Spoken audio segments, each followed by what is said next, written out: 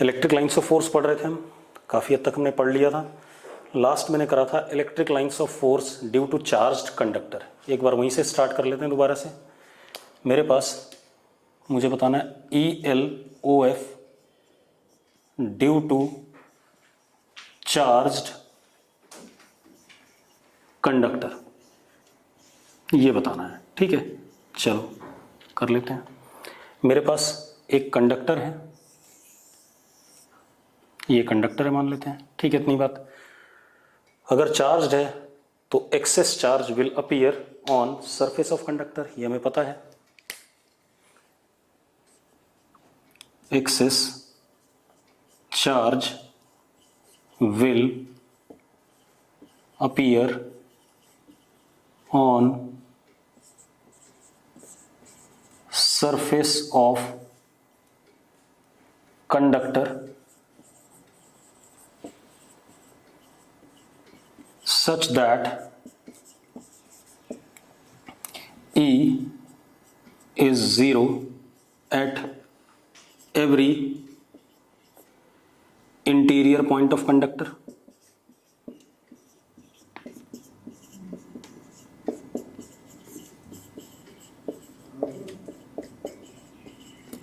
दूसरी चीज,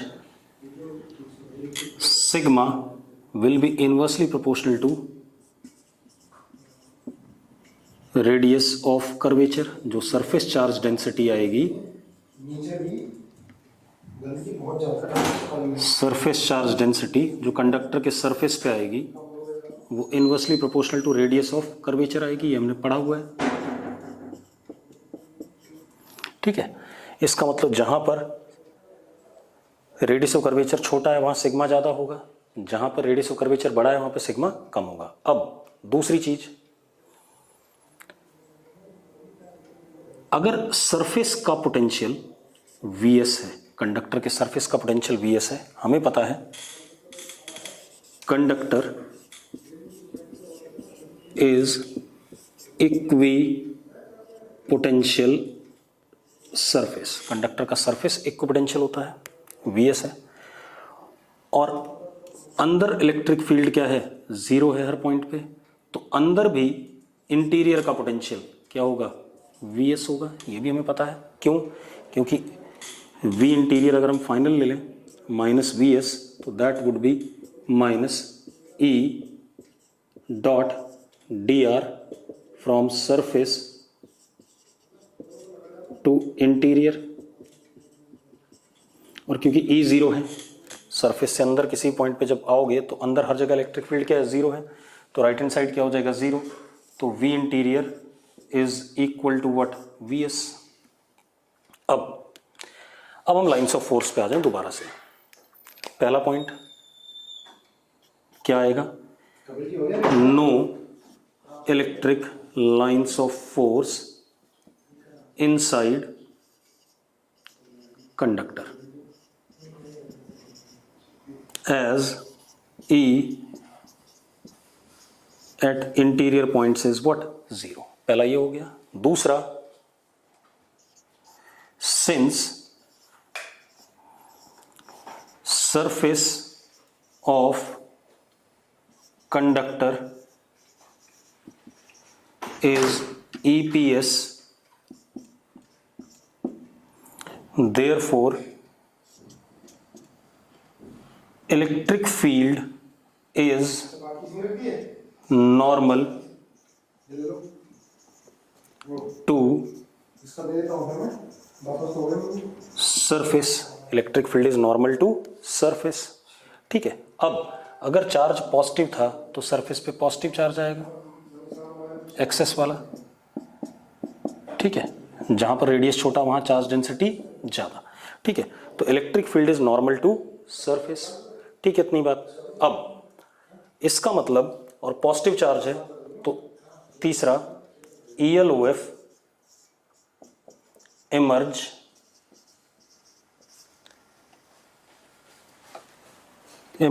normally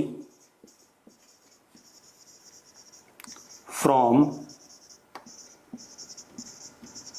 surface and turn terminate at infinity, क्योंकि आइसोलेटेड है बेटा, कोई है नहीं, टर्मिनेट एट इन्फिनिटी, मतलब ELOF नॉर्मली इमर्ज करेंगे और टर्मिनेट कहाँ करेंगे, इन्फिनिटी पर। तो चलो कर लेते हैं। ये लाइंस नॉर्मली निकल रही हैं, ये भी नॉर्मली निकल रही हैं, लेकिन अगर ये इंटरसेक्ट करते हुए आपको लग रही हैं तो ये एक दूसरे पे लेटरल प्रेशर लगा करके इंटरसेक्ट नहीं करेंगी, क्योंकि हमें पता है ELOF exert lateral pressure on each other.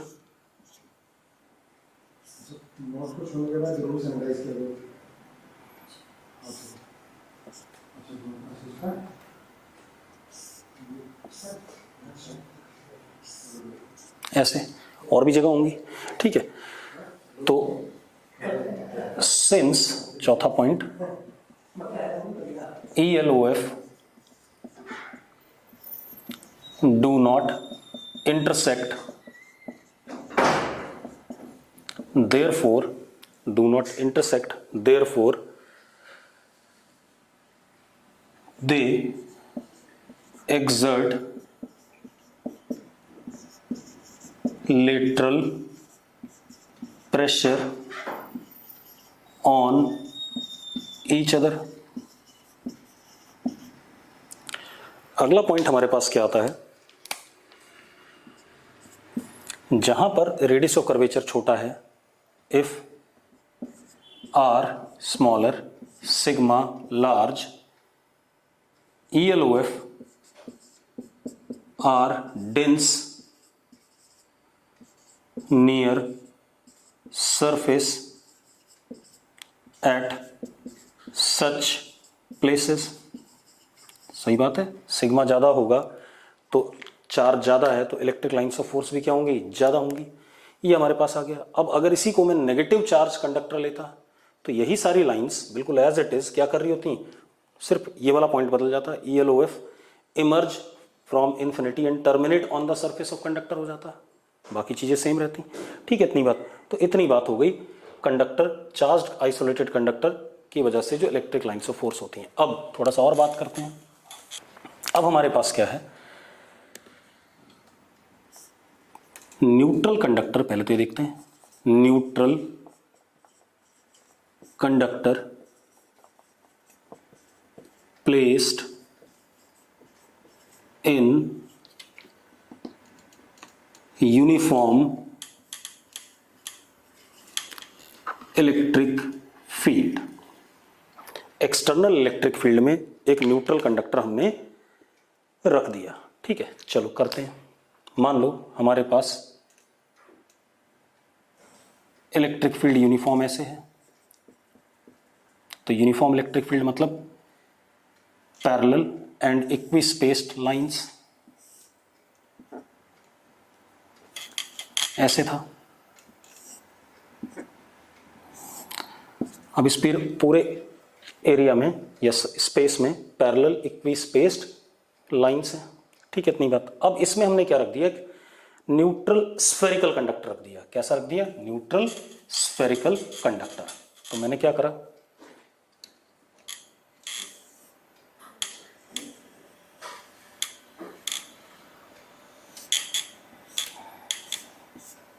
This is neutral spherical conductor. सवाल क्या ले रहा हूं मैं, न्यूट्रल स्फेरिकल कंडक्टर, IIT में भी आ चुका है। अब इसको हमने एक्सटर्नल इलेक्ट्रिक फील्ड में रखा। अब मेरी बात सुनो, अगर इलेक्ट्रिक फील्ड इधर की तरफ है, मान लेते हैं किधर की तरफ है, इधर की तरफ है, यूनिफॉर्म है, E वेक्टर इधर की तरफ है। ठीक है, हर जगह ऐसे ही है, E पैरेलल E ऐसे लाइंस रही होंगी। तो इस इलेक्ट्रिक फील्ड, क्योंकि कंडक्टर है, इसके अंदर खूब सारा फ्री इलेक्ट्रॉन होगा, तो फ्री इलेक्ट्रॉन पे इधर की तरफ फोर्स लगेगा और वो ऐसे करके इधर की तरफ इंड्यूस होने लगेगा। क्या हो गया, -Q इंड्यूस, क्योंकि है तो ये न्यूट्रल। अगर इधर नेगेटिव चार्ज डेंसिटी बढ़ती है तो उतनी ही पॉजिटिव चार्ज डेंसिटी इधर की तरफ भी क्या होगी, आएगी, क्योंकि रहना तो इसे अभी भी क्या है, न्यूट्रल रहना है। तो दिस इज +Q इंड्यूस्ड। और ये कुछ इस तरीके से इंड्यूस होगा, क्योंकि कंडक्टर है। कैसे इंड्यूस होगा, charge is induced on surface of conductor in such a way that E net is 0 at every interior point। ठीक है, इतनी बात। At every interior point E net क्या रहेगा, 0 रहेगा। ठीक है, मतलब अगर किसी भी जगह पर आप नेट इलेक्ट्रिक फील्ड देखोगे तो ई नेट अंदर क्या आएगा, 0 आएगा। इसका मतलब किसी भी जगह पे एक्सटर्नल तो हमने ई लगाया हुआ था, इधर की तरफ बिल्कुल उसके अपोजिट क्या आएगा, ई इंड्यूस्ड, और ई इंड्यूस्ड वेक्टर हर पॉइंट पे इनसाइड कंडक्टर एक्सटर्नल के मैग्नीट्यूड के बराबर होगा और उसके क्या होगा, अपोजिट होगा। तो अंदर इलेक्ट्रिक फील्ड नेट क्या है, अभी भी 0 है। ठीक है, अब अगर सरफेस का पोटेंशियल Vs है सपोज, ठीक है, और मुझे V इंटीरियर बताना है। ठीक है, तो अगेन क्योंकि कंडक्टर है, surface of conductor is EPS, क्योंकि अंदर इलेक्ट्रिक फील्ड 0 है तो अंदर तो हर जगह पोटेंशियल क्या है, सेम है, V इन है। तो अगर मैं V इन से Vs आता हूं तो जितना V इन होगा उतना ही Vs हो जाएगा। Surface of conductor is EPS, also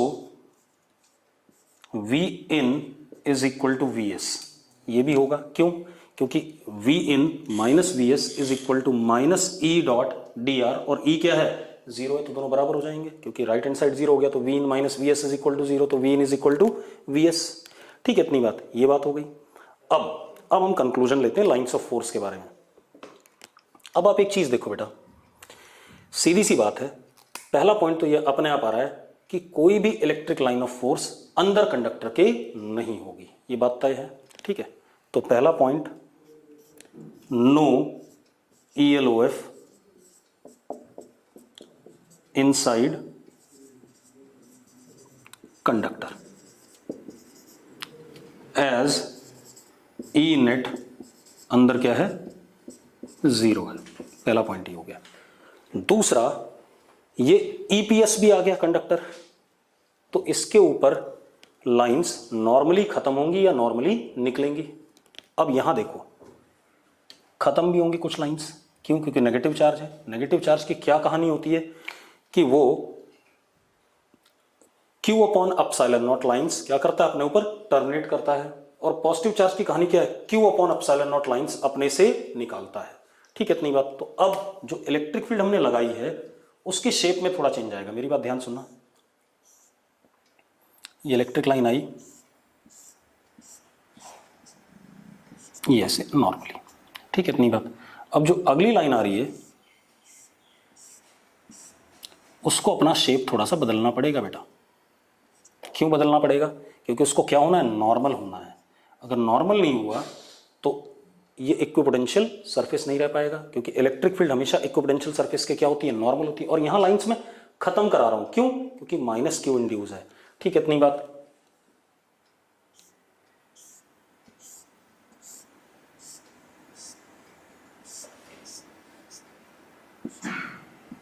ऐसे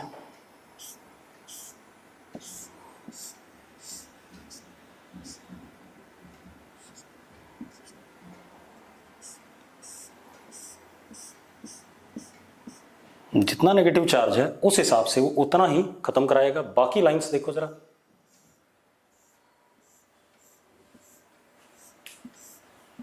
ऐसे चली जाएंगी।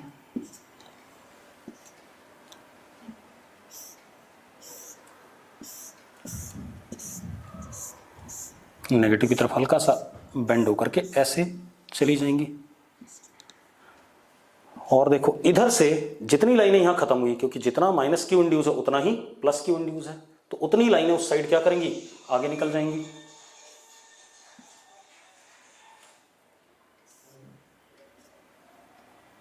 बिल्कुल उसी तरीके से normally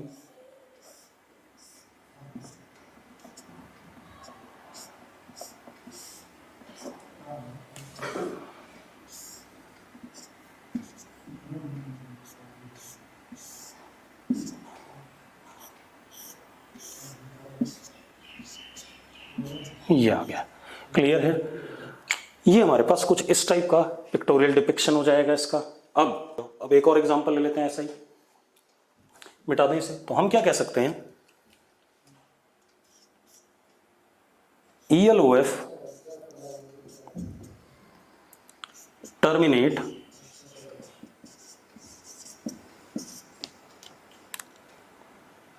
equal number of ELOF terminate and emerge normally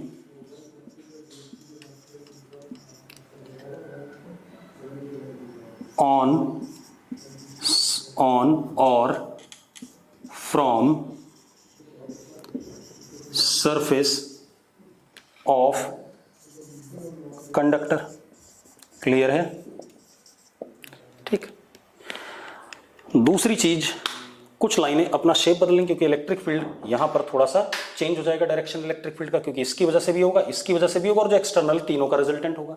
तो ये जो बाहर वाला नाटक दिख रहा है ये इलेक्ट्रिक फील्ड है तीनों की वजह से, एक एक्सटर्नल वाले की वजह से, एक इस इंड्यूस की वजह से, एक इस इंड्यूस की वजह से, और अंदर इलेक्ट्रिक फील्ड क्या है, जीरो है। ठीक है, इतनी बात क्लियर है। अब एक और देख लेते हैं बेटा, मिटा दें इसे। एक और देखो, अगेन न्यूट्रल स्फेरिकल कंडक्टर। ठीक है, तो ये हमारे पास न्यूट्रल स्फेरिकल कंडक्टर है।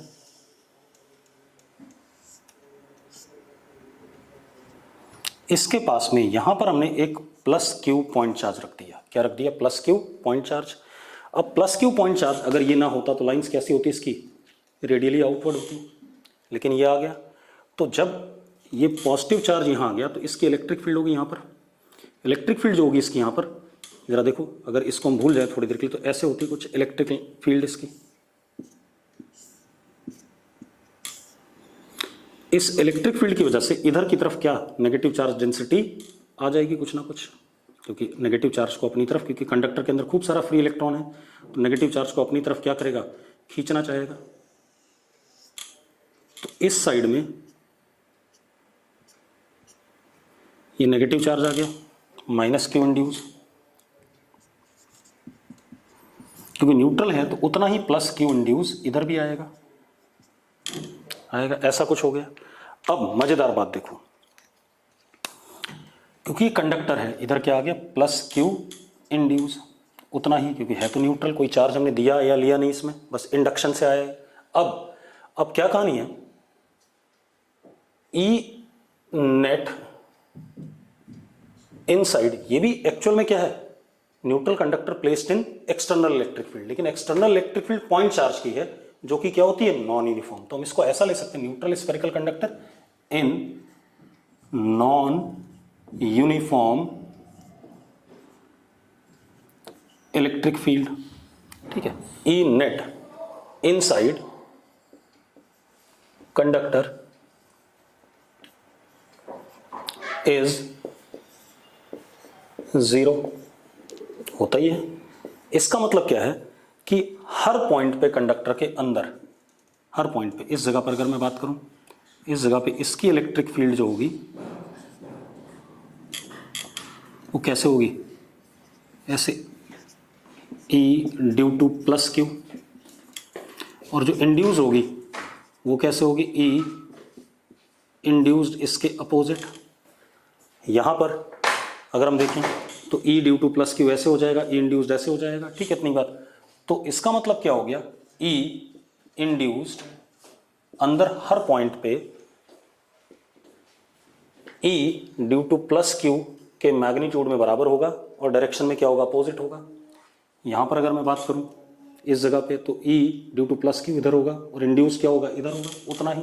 ठीक है, तो E inside conductor at every point is what, zero, कोई दिक्कत नहीं इसमें। ठीक है, अब अगर ऐसा हो गया तो V in is equal to V S, conductor का सरफेस, और अंदर पोटेंशियल क्या सेम है, मतलब कंडक्टर इज इक्विपोटेंशियल बॉडी या equipotential surface, that is equipotential surface और इक्विपोटेंशियल बॉडी।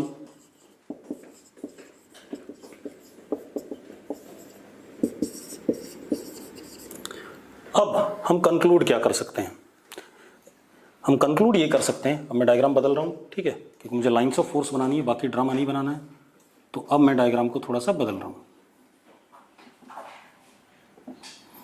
अब जरा देखो, पहला point, no ELOF inside conductor as E net 0। दूसरा, जितनी लाइंस यहां खत्म होंगी इसके ऊपर नॉर्मली, उतनी लाइंस नॉर्मली यहां से क्या करेंगी, निकलेंगी। तो हम क्या कह सकते हैं, equal number of ELOF terminate और इमर्ज फ्रॉम, क्योंकि दोनों इंड्यूस चार्जेस का मैग्नीट्यूड सेम है, इसलिए जितनी लाइनें इस पे खत्म होंगी उतनी इससे निकलेंगी। तो equal number of ELOF terminate और इमर्ज फ्रॉम, टर्मिनेट ऑन और इमर्ज फ्रॉम सरफेस, कैसे, नॉर्मली। ठीक है, इतनी बात। अब जरा देखो, ये बनाया मैंने,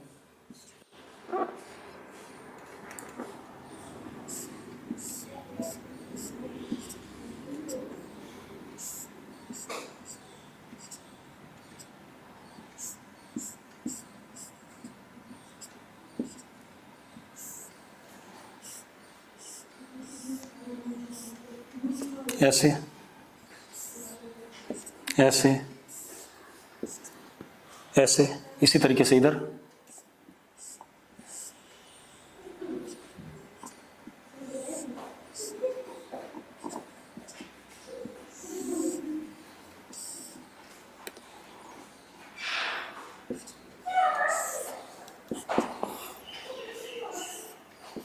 ऐसे। अब इधर से यहाँ 5 मैंने टर्मिनेट कराई, तो 5 यहाँ से निकालूंगा नॉर्मली।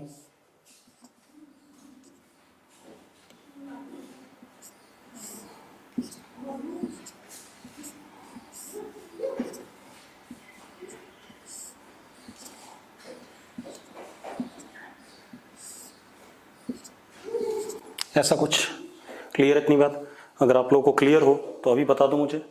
एक क्वेश्चन मैं दे रहा हूँ, ठीक है, इतनी बात। आप लोग क्या करोगे, उस क्वेश्चन का मुझे जवाब दोगे। मैं चारों ऑप्शन भी बता दूंगा उसके, आप लोग मुझे जवाब दोगे कौन सा ऑप्शन करेक्ट है, कौन सा रॉन्ग है। ठीक है, इतनी बात क्लियर है? हमारे पास नॉन कंडक्टिंग इनफाइनाइट शीट्स हैं एज शोन।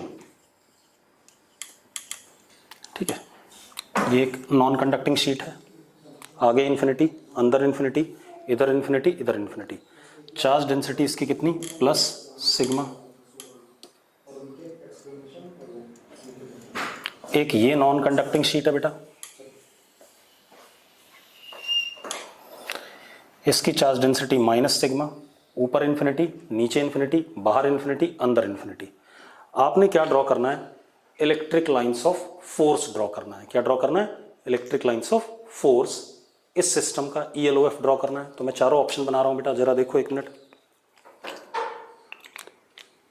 पहला ऑप्शन,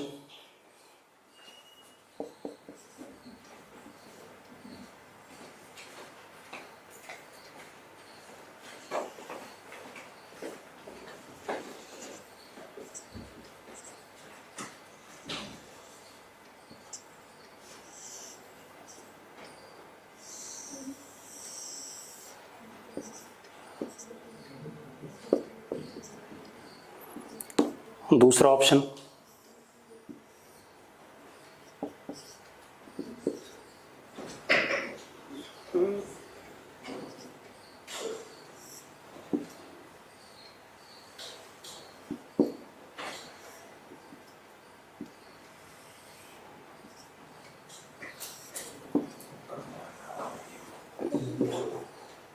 इसका चार्जर है। मैंने आपको दो ही ऑप्शन दिए बेटा, ठीक है। आप इन दोनों ऑप्शन में से मुझे क्या कहते हैं चेक करके बताओ, पहला सही है दूसरा सही है। जिन्होंने फर्स्ट आंसर बोला है उन्होंने गलती करी है, ठीक है, इतनी फर्स्ट आंसर नहीं है, ठीक है। अब क्यों नहीं है फर्स्ट आंसर? नॉन कंडक्टिंग है बेटा ये, ठीक है। नॉन कंडक्टिंग अगर शीट है, ठीक है, इतनी बात, तो वो इक्विपोटेंशियल जरूरी नहीं है कि होगा, ठीक है। अगर वो इक्विपोटेंशियल नहीं है, ठीक है, इतनी बात, तो ये भी जरूरी नहीं कि इलेक्ट्रिक फील्ड उसके क्या हो, नॉर्मल हो, ठीक है। तो अब जरा देखो एक मिनट, पहले आप यहां ध्यान सुनना। अगर मैं इस जगह पर इलेक्ट्रिक फील्ड की बात करता हूं, ध्यान से देखो इस जगह पे, ठीक है, तो इसकी वजह से इलेक्ट्रिक फील्ड ऐसे आएगा सिग्मा अपॉन 2 एप्सिलॉन नॉट, और इसकी वजह से ऐसे आएगा सिग्मा अपॉन 2 एप्सिलॉन नॉट। तो नेट जो इलेक्ट्रिक फील्ड का डायरेक्शन आ रहा है वो कितने पे आएगा? 45 डिग्री पे आएगा कि नहीं आएगा? इसे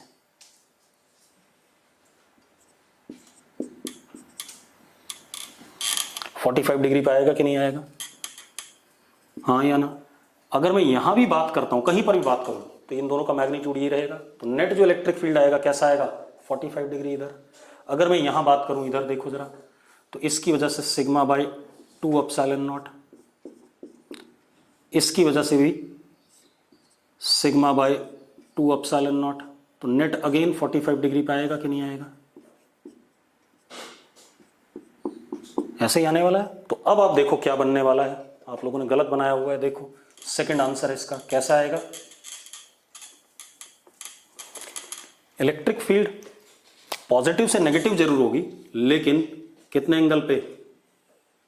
45 डिग्री पे, क्योंकि हर जगह 45 आ रहा था, ये 45, ये भी क्या 45, सेम वे ऐसे,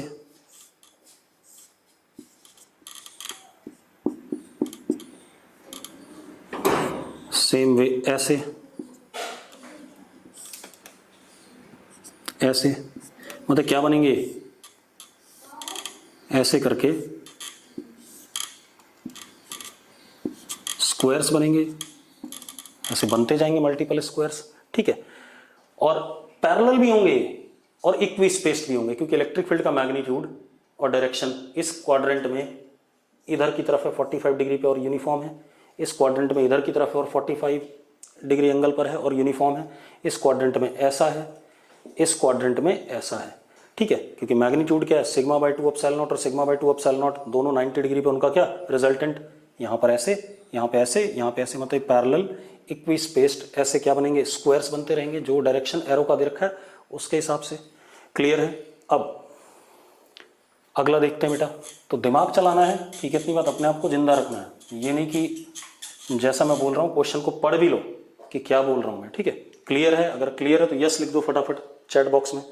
अब अभी तक हम क्या सोच रहे थे कि भाई इलेक्ट्रिक लाइंस ऑफ फोर्स हम पिक्टोरियली बना तो रहे थे, लेकिन मैं सिर्फ आपको लॉजिकली समझा रहा था, मैथमेटिकली मैंने कोई बात नहीं करी कि mathematically electric line of force का शेप ऐसा क्यों है। जैसे डाइपोल था, एक प्लस क्यू और एक माइनस क्यू पॉइंट चार्ज, तो हमने देखा था इलेक्ट्रिक लाइंस ऑफ फोर्स ऐसे बनती थी। तो ऐसा क्यों, ये वाला शेप है क्या, क्यों बन रही है ऐसी, वो बतानी थी, ठीक है।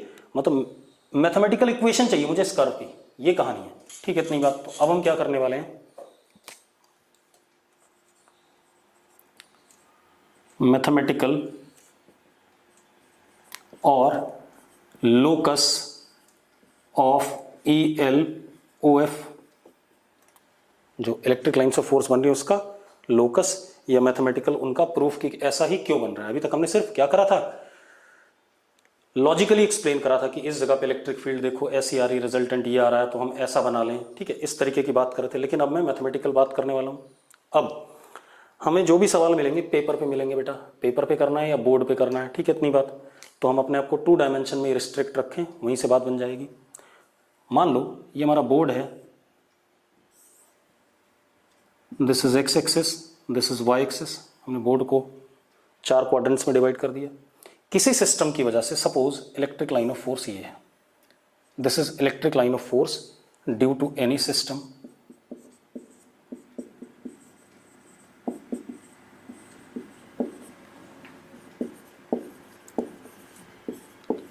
मैं प्रूफ भी दे रहा हूं आपको कि क्यों ऐसा हो रहा है। मान लिया ये इलेक्ट्रिक लाइन ऑफ फोर्स बनी हुई है इस बोर्ड के ऊपर किसी सिस्टम ऑफ चार्ज की वजह से, ठीक है। तो इस पॉइंट पे इलेक्ट्रिक फील्ड का डायरेक्शन ये ई वेक्टर है या नहीं है, क्योंकि tangent to electric line of force gives me what, direction of electric field. इस टेंजेंट को मैंने नीचे प्रोड्यूस करा तो ये एंगल कितना आ गया, थीटा। कितना आ गया, थीटा। अब मैं इस ई के दो कंपोनेंट ले रहा हूं, ये ई एक्स और ये हमारा क्या, ई वाई।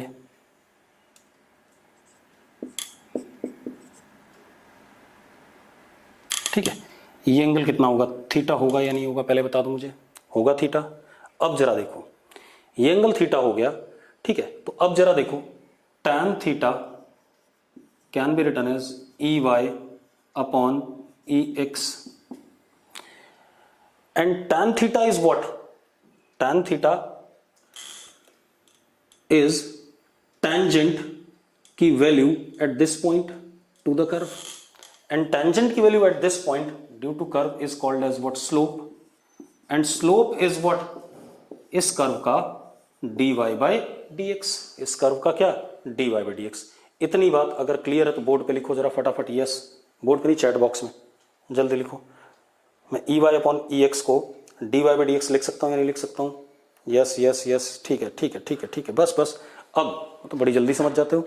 अब क्या कहानी, तो dy by dx is equal to E Y upon E X, ये आ गया हमारे पास, ठीक है। इतनी बात। इस डिफरेंशियल इक्वेशन को सॉल्व करके मुझे y as a function of x मिल जाएगा, यानी कि इलेक्ट्रिक लाइन ऑफ फोर्स का कर्व मिल जाएगा, किसके ऊपर, xy प्लेन के ऊपर, ठीक है। इतनी बात। अब जरा एक आधा सवाल करके देखते हैं तो क्लियर हो जाएगा, ठीक है।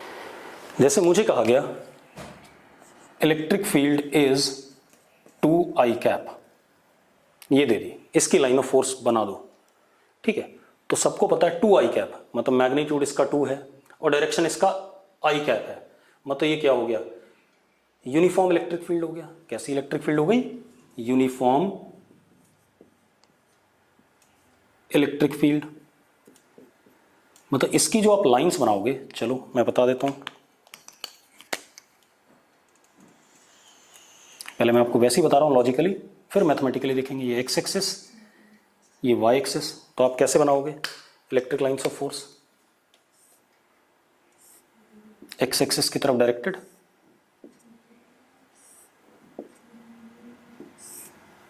Parallel and equi spaced.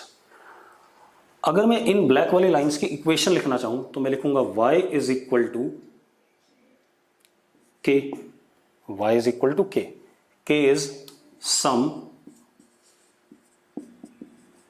Constant. देखो y is equal to k का मतलब है it is family of lines parallel to x axis, family of lines parallel to x axis, है या नहीं है। ये बात कितने लोगों को क्लियर है, यस लिखो फटाफट। क्योंकि हम क्या करते हैं, मान लो k की वैल्यू 2 रखते हैं तो y equal to 2, y equal to 4, y equal to 6, ये वाली पैरेलल लाइंस बन जाएंगी कि नहीं बन जाएंगी, क्लियर है। अब मैं मैथमेटिकली आता हूं। मैथमेटिकली क्या है, dy by dx is E Y upon E X, यही है या नहीं है। अब जरा देखो इस इलेक्ट्रिक फील्ड में ई वाई की वैल्यू क्या है, 0 है। अगर हम इसमें देखें तो E Y is what 0, E X is what 2, तो रख देते हैं D Y upon D X is equal to 0 upon 2। तो क्या आ गया बेटा, D Y is equal to what 0। अगर हम इंटीग्रेट कर दें तो क्या आएगा, dy 0 मतलब y is what constant which is what k। आ गया कि नहीं आ गया, अपने आप क्या आ गया, family of lines parallel to x axis. कितने लोगों को ये बात क्लियर है, जल्दी से नोट लिखो, जल्दी से लिखो। बिल्कुल बढ़िया, क्लियर है, बहुत बढ़िया। अब आगे बात करते हैं बेटा, एक और देखते हैं। अगर मैं इसी को करता,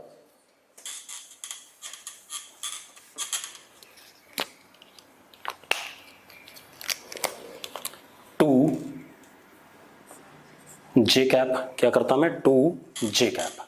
तो this is also what, uniform electric field. तो पहले लॉजिकली देख लें। लॉजिकली अगर हम देखते हैं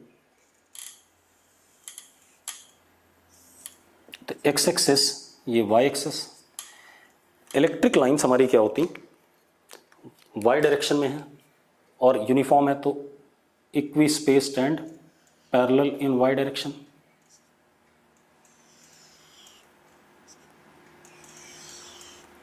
ऐसे आ जाती बेटा, हाँ या ना। और हम लिखते x is equal to what, K, family of lines parallel to Y axis. अब यहां आ जाते हैं, इस वाले में देखते हैं बेटा। अब जरा देखो, ई एक्स कितना है, 0, ई वाई कितना है, 2 है, तो D Y by D X is equal to E Y upon E X. तो D Y upon D X is equal to 2 upon 0। तो बेटा क्या हो गया, 0 इधर ले आए, 2 इधर ले आए, तो क्या हो गया, D X is equal to 0, यानी कि x is equal to what, K. x is equal to K क्या हो गया, family of lines parallel to what, y axis. ठीक है, इतनी बात, कोई दिक्कत नहीं इसमें, सिंपल सी कहानी है। अब थोड़ा सा टिपिकल सवाल लेते हैं।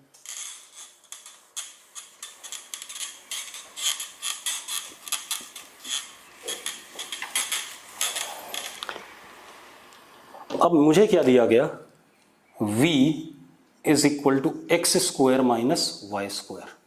पोटेंशियल एक्स वाई प्लेन पे दे दिया गया v is equal to X square minus Y square.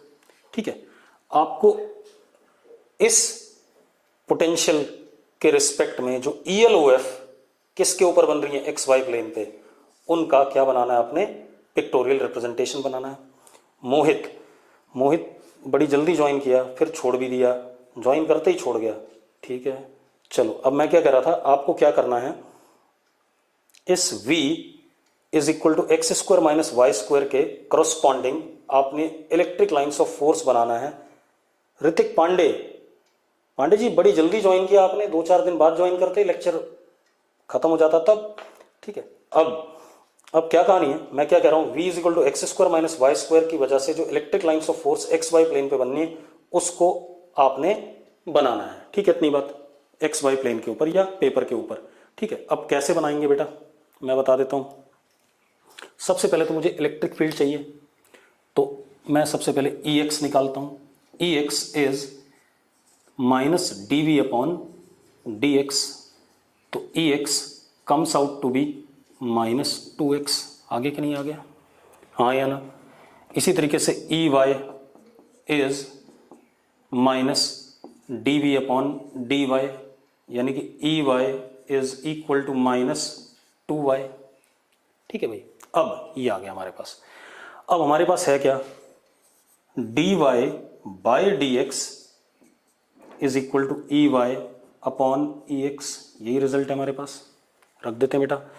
तो dy upon dx is equal to minus 2y upon minus 2x। तो बेटा क्या हो जाएगा, y अपॉन, नहीं ये माइनस नहीं आएगा, ये प्लस आएगा बेटा, क्योंकि यहां पर जरा देखो माइनस साइन था, तो माइनस माइनस 2 बार प्लस। अच्छा, एक DPP में सवाल का जो मैंने सॉल्यूशन दिया था तो उसमें मैंने एक माइनस वाली गलती कर दी थी, तो आप लोग उसे ठीक कर लेना। ठीक है, अब कितना आ गया बेटा, plus 2y upon minus 2x। तो dy upon dx is equal to minus y upon x, ये आ गया हमारे पास।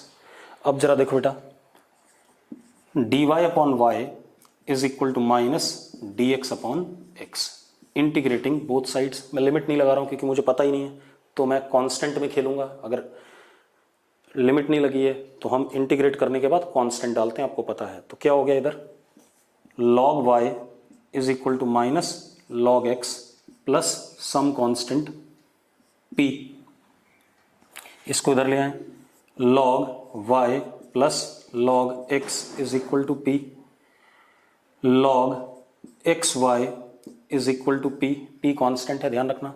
तो X Y is equal to e की पावर p, वो भी कांस्टेंट आएगा, suppose let it be what k।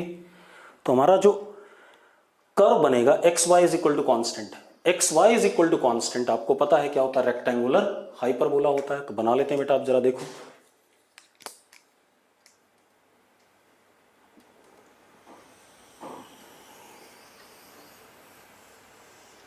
पहले तो बता दो यहां तक कितने लोगों को समझ में आ गया, यस लिखो फटाफट।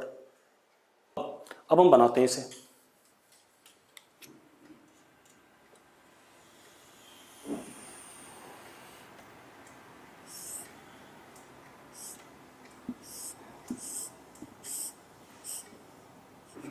This is X axis, this is Y axis, ऐसा कुछ है हमारे पास। अब मेरी बात ध्यान सुनो, रेक्टेंगुलर हाइपरबोला बन रहा है तो पहले बना ही लूं वैसे ही।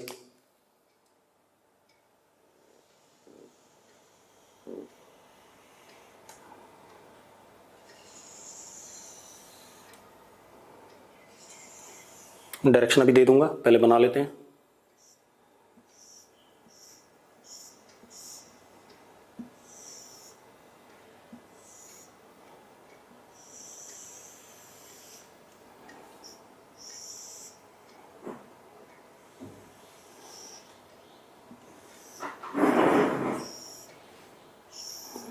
जैसे से आप के की वैल्यू बदलोगे बदलता रहेगा, ठीक है।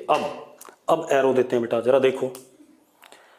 ई एक्स, अगर एक्स पॉजिटिव है, ठीक है, ध्यान से देखना, तो इलेक्ट्रिक फील्ड किधर की तरफ डायरेक्टेड है, इधर की तरफ डायरेक्टेड है, दिस इज ई एक्स।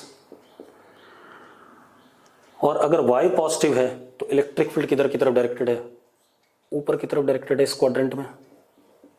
तो रिजल्टेंट कुछ ऐसा आ रहा है। तो जो एरो लगेंगे वो ऐसे लगेंगे इसमें। फोर्थ क्वाड्रेंट में आ जाए, एक्स पॉजिटिव है तो ई एक्स ऐसा, वाई नेगेटिव है तो कैसे, ई वाई ऐसे। तो ऐसा कुछ आ गया इलेक्ट्रिक फील्ड। मतलब इसमें एरो कैसे लगेंगे, ऐसे लगेंगे। क्लियर है। सेकंड क्वाड्रेंट में आ जाए, एक्स नेगेटिव है तो ई एक्स क्या हो जाएगा, पॉजिटिव। और y कैसा है, पॉजिटिव है तो ई वाई कैसा, पॉजिटिव। तो इलेक्ट्रिक फील्ड ऐसा कुछ आएगा। इसमें x नेगेटिव है तो ई एक्स इधर, और y नेगेटिव है तो ई वाई नीचे। ई वेक्टर आ गया। देखो कितना बढ़िया रिजल्ट बन गया। तो मैंने आपको मैथमेटिकली ही बता दिया कि कैसे होता है, ठीक है। कितने लोगों को क्लियर है, जल्दी से यस लिखो। अब इसके बाद एक और चीज देखते हैं, मिटा दें इसे, एक क्वेश्चन और ले लेते हैं। आप लोगों को पूरा टाइम दूंगा बनाने के लिए, उसके बाद देखना। हमारे पास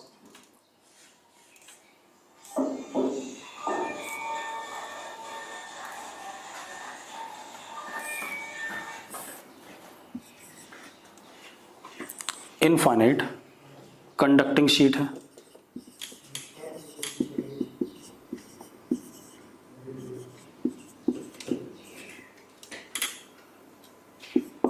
कैसा, न्यूट्रल। इसके ऊपर हमने यहां पर एक प्लस क्यू चार्ज रख दिया बेटा। क्या रख दिया, प्लस क्यू चार्ज। आपको इसकी वजह से electric lines of force draw करनी है। जरा ड्रॉ करो फटाफट, देखते हैं जल्दी से। अब जरा देखो बेटा, ये पॉजिटिव चार्ज है तो यहां पर नेगेटिव चार्ज इंड्यूस होगा, माइनस क्यू इंड्यूस। उतना ही यहां क्या आएगा, प्लस क्यू इंड्यूस भी आएगा, क्योंकि न्यूट्रल था ये। तो अब जो इससे लाइंस निकलेंगी, अंदर तो कोई लाइन नहीं होगी, ये बात पता है, क्योंकि कंडक्टर है। अंदर इलेक्ट्रिक फील्ड अगेन क्या होगा, जीरो होगा। अब इससे जो लाइंस निकलेंगी, ये ध्यान रखना, वो इस सरफेस पे नॉर्मली खत्म होंगी। और जितनी यहाँ नॉर्मली खत्म होंगी उतनी ही नॉर्मली यहाँ से क्या करेंगी, बाहर की तरफ निकलेंगी। तो क्या कहानी है, ये हमारे पास एक लाइन आई नॉर्मली, जितनी मैं इसके ऊपर दिखाऊंगा गिरते हुए उतनी ही दूसरी साइड से निकलेंगी। ऐसे इस साइड भी,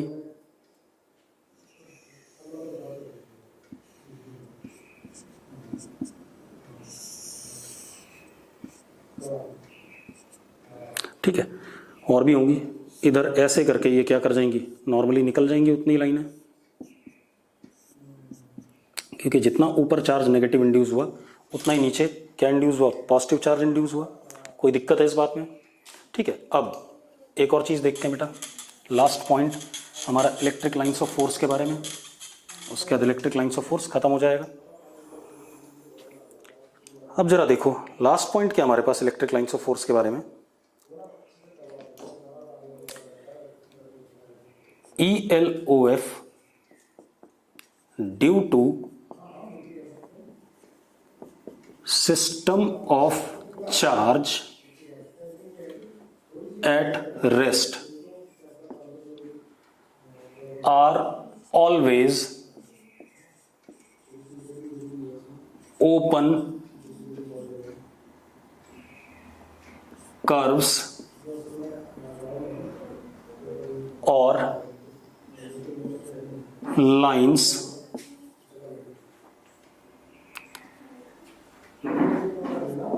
starting open curves or lines starting from one point and terminating at some other point, वो इन्फिनिटी भी हो सकता है या कोई और भी हो सकता है। मतलब ये ध्यान रखना कि जो सिस्टम ऑफ चार्ज अगर रेस्ट पे है उसकी वजह से जो लाइंस प्रोड्यूस होती हैं, ठीक है, वो हमेशा ओपन कर्व्स होती हैं और एक जगह से शुरू होती हैं तो किसी दूसरी जगह पे खत्म होती हैं। ठीक, वो इन्फिनिटी भी हो सकता है वाला पॉइंट जहां खत्म हो रही है, या इन्फिनिटी से शुरू होकर के किसी दूसरी जगह खत्म हो जाए। ऐसा इसलिए क्योंकि E इज ऐसे सिस्टम के लिए, due to system of charge at rest, E is conservative in nature, E is conservative in nature. और कंजर्वेटिव फील्ड हमेशा ओपन होती है, क्लोज लूप में कभी नहीं होती है। तो लिख देते हैं, सिंस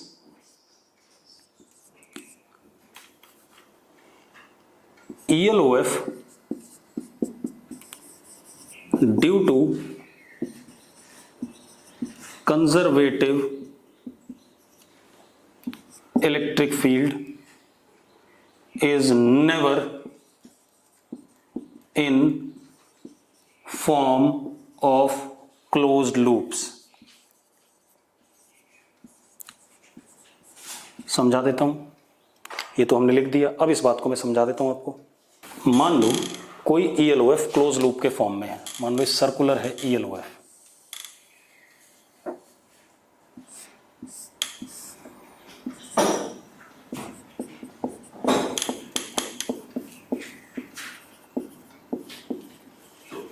हमने यहां पर एक पॉइंट चार्ज रखा प्लस Q, तो इस पे फोर्स ऐसे लगेगा टेंजेंट,